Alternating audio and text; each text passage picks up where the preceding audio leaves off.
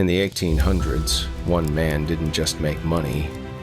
He invented how nations would use it. A single family's signature could decide the fate of wars, kings, and empires. They called them bankers to the world. But history remembers one name above all: Rothschild. Here's the question no textbook dares to ask. How did one man come to own half the world without ever firing a single bullet? Europe was burning. Napoleon's wars had drained treasuries dry. Nations were desperate for gold and desperate for credit.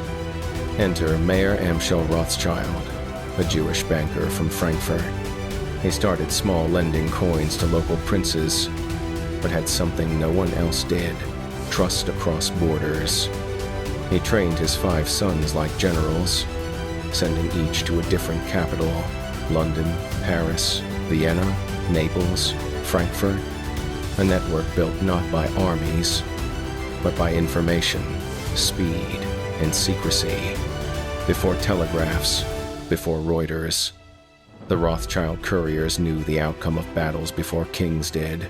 They mastered the system of arbitrage and bonds. When countries went to war, they didn't choose sides, they funded both. Think of them as the world's original financial internet, moving gold faster than news could travel.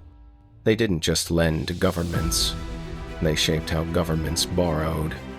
The bond market became their battlefield, and interest rates their weapon.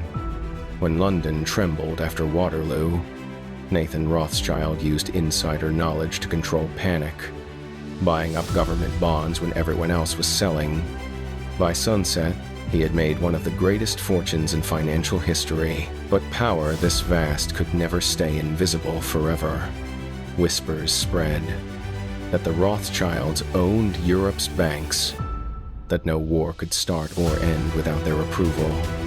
Cartoonists painted them as puppet masters. Politicians feared them, yet borrowed from them. And as the world industrialized, new empires rose: America, Germany. And the Rothschilds' quiet dominance began to fade.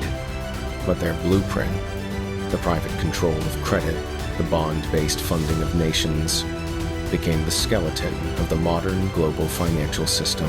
Every central bank, every government bond auction, still follows the logic born in those candle-lit rooms. Debt became power, credit became control, and nations learned. It's not who wins wars that rules the world, it's who funds them. The Rothschilds no longer own half the world, but the idea that money can rule quietly, behind every throne and every flag, that legacy lives on. Because in the end, the most powerful empire is the one you can't see. So tell me, do you think anyone truly controls money? Or does money control everyone?